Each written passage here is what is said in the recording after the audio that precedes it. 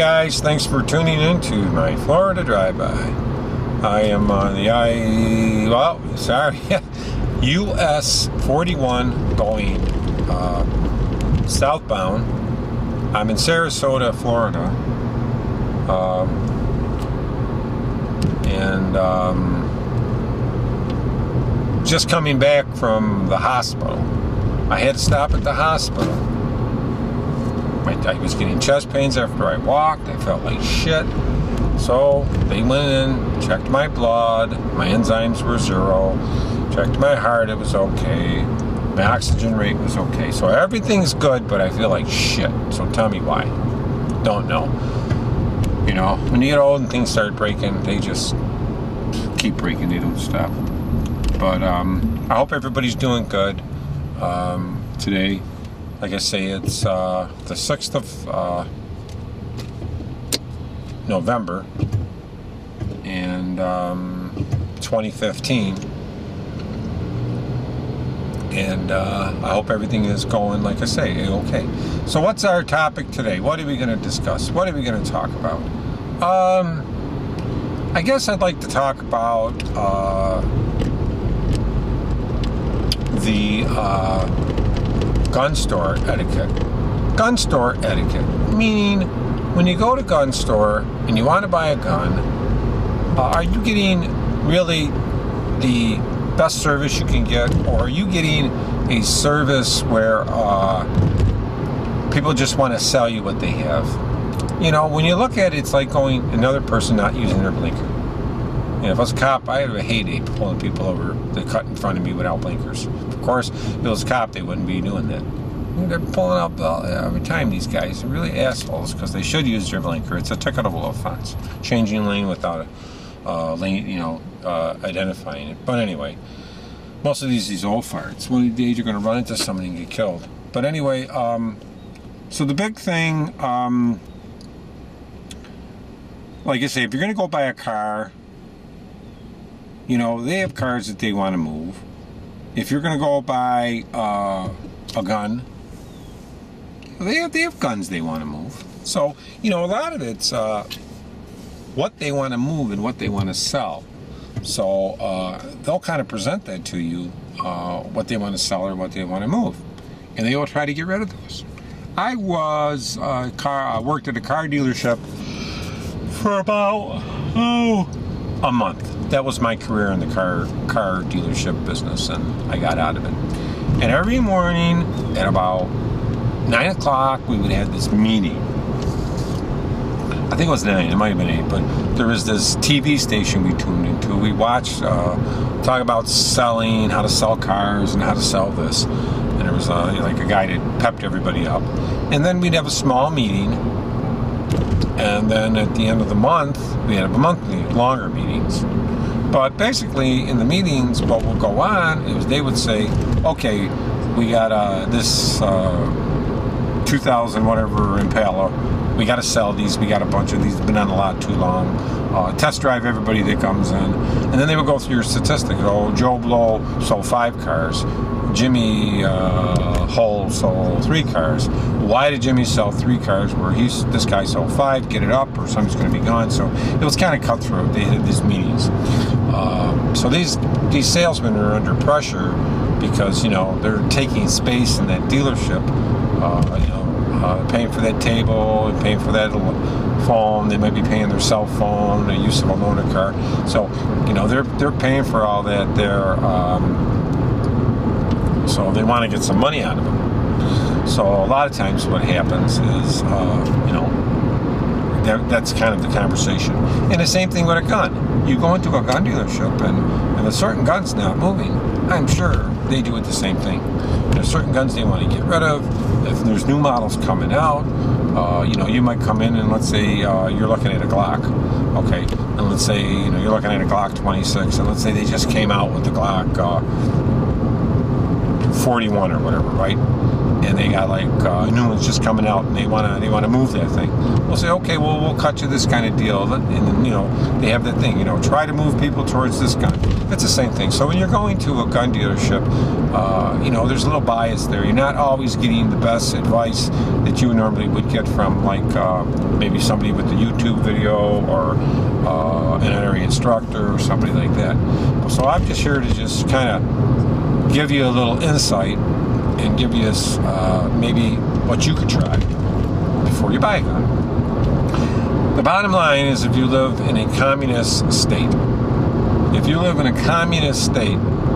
then you're going to have problems. When I say communist state, what I mean, a state where you can't test your guns. Okay. Well, they won't let you test your guns, or, you know, go to a range and shoot it. You got to get the permit. You got to get the gun before you can do anything. You're kind of stuck, because then you got to get your permit and buy the gun, and it's very hard to go someplace and try it out, because you get to buy the gun, put it on your permit and all that. So it's a little more difficult.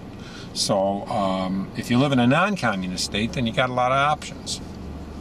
Your friends and stuff may have guns you could use. You could actually buy a gun, you know, go out and shoot it. Don't like it, you could always resell it. Or you could go to a gun dealer that has a range inside of it, and you could rent your gun, and you could shoot it. You might have to buy ammunition from them, so you might spend, you know, $40 for an hour and a half, but you could shoot it, and then that $40 you would know whether you like that gun or not. Better than spending, you know, $700 and not liking the gun and selling it and losing $100. So either way, it's going to cost you some money. If you sell a gun after you buy it, you're going to lose a few dollars. So you're better off buying some extra ammunition and renting it for a little while and shooting it, to be sure. So either way, you lose.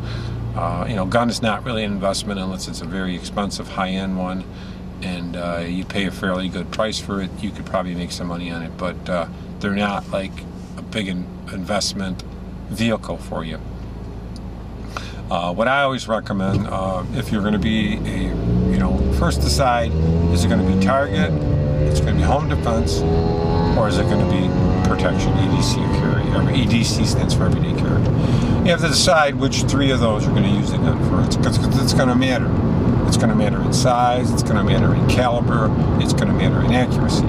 Ideally, if you could get a gun that you would carry, that you could do for home defense, and you could use it for target shooting, that would be ideal.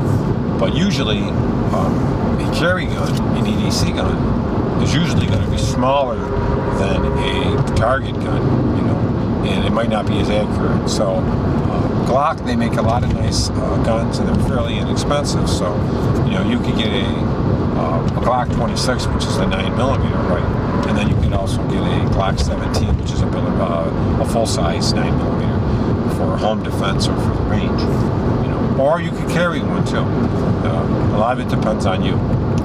There are a lot of conversion kits you can use on Glocks. However, you can be careful when doing conversion kits, because you don't want to have any problems with extractors. A lot of times, extractors, you have to replace those.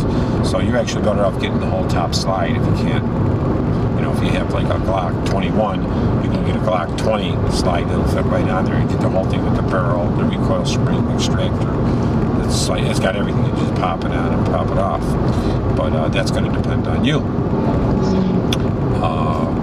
When you get non-Glock guns, then you have to look. There's a lot of ones you can get that are non-Glock, and you maybe can pick up something like a Springfield XDS. They make a 9 and a 45. I think they might make a 380 now. You know, that's a nice gun, but then it's a small gun again. It's a polymer and stainless steel, so recoil-wise, it's not going to absorb it as good.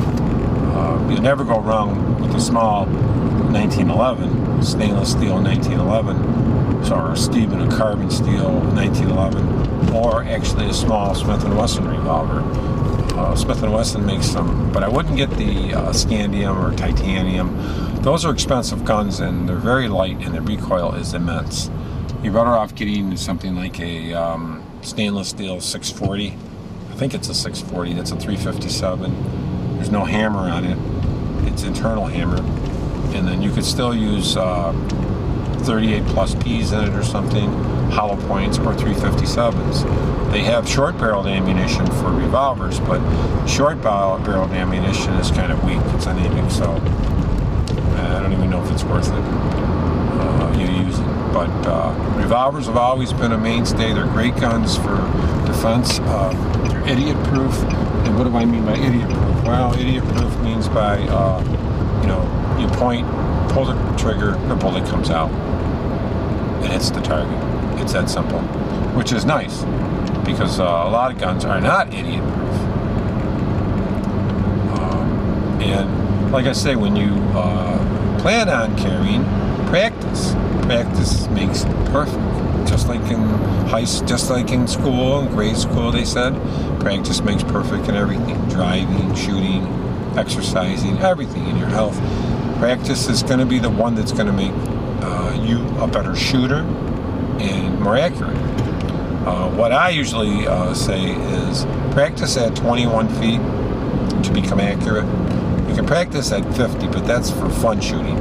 You want to be accurate at 21 feet, and the easiest way to do it is go out and get a 6-inch pie plate. Walmart's got a whole pack for how much? And just put a dot in the middle of that for shooting.